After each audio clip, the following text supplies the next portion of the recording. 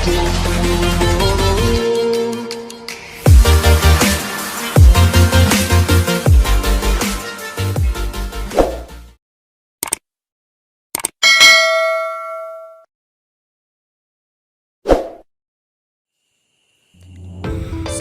warahmatullahi wabarakatuh.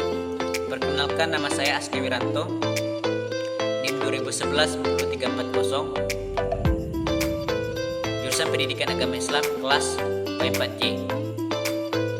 Di sini saya akan membuat video animasi tentang psikologi agama sebagai tugas kelompok mata kuliah psikologi agama, yaitu kelompok 7 dengan materi indikator kematangan beragama dan mistisme.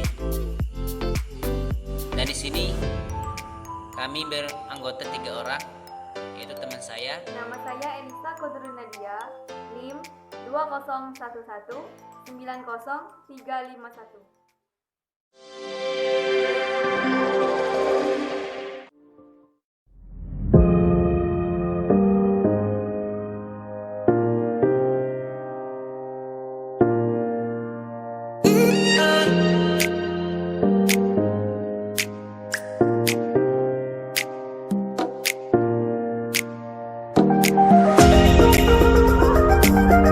Indikator kematangan beragama.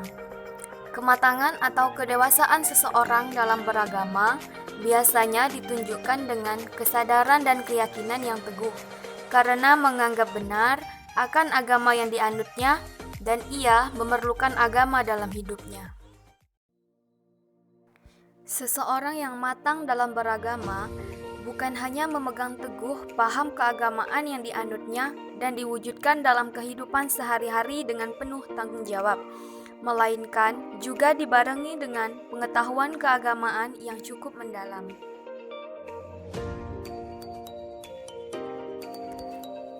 Kriteria orang yang matang beragama. Ada 2 tipe kriteria orang yang matang beragama.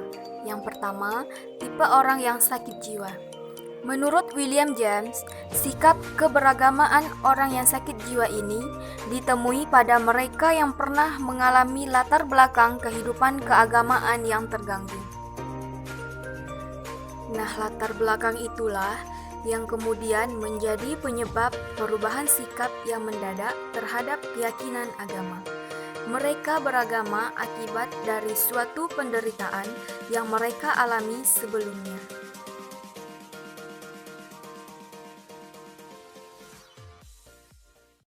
Yang kedua adalah tipe orang yang sehat jiwa.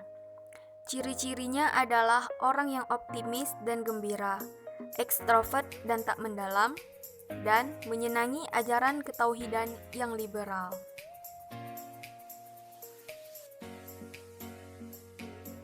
Jadi, dapat kita simpulkan bahwa kematangan beragama terlihat dari kemampuan seseorang untuk memahami, menghayati, serta mengaplikasikan nilai-nilai luhur agama yang dianutnya dalam kehidupan sehari-hari.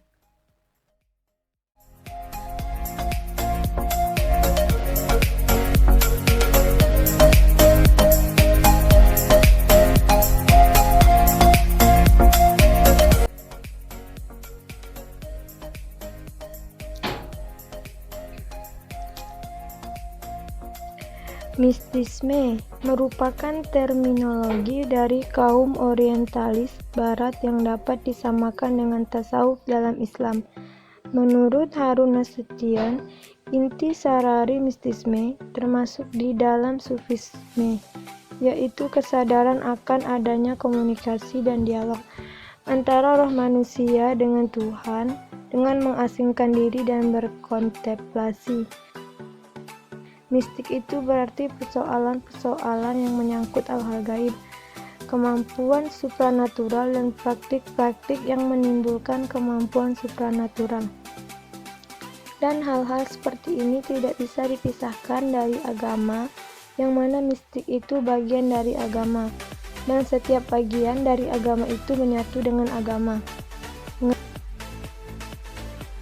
Pengertian mistisme merupakan terminologi dari kaum orientalis barat yang dapat disamakan dengan pengertian tasawuf dalam Islam.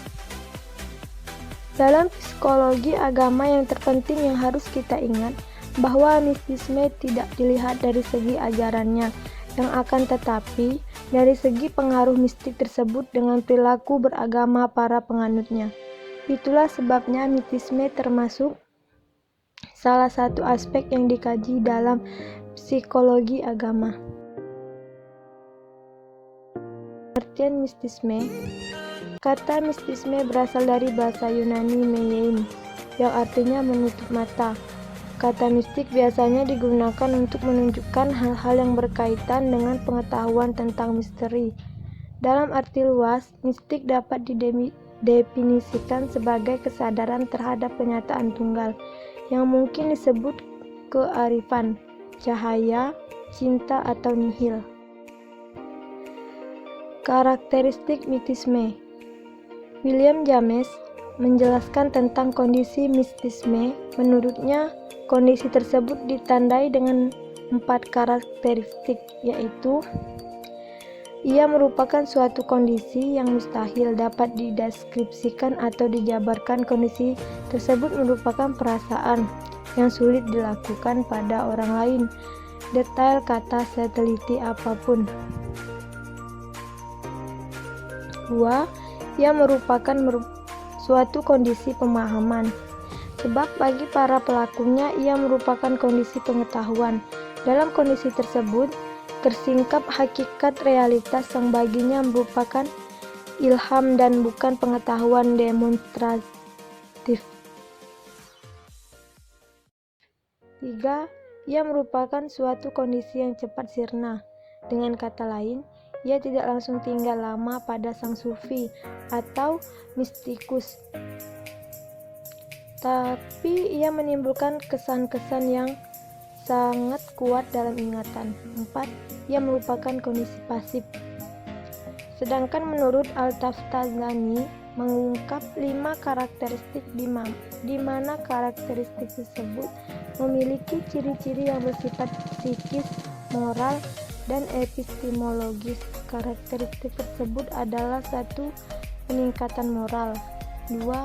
Pemenuhan fana dalam realitas mutlak, 3. Pengetahuan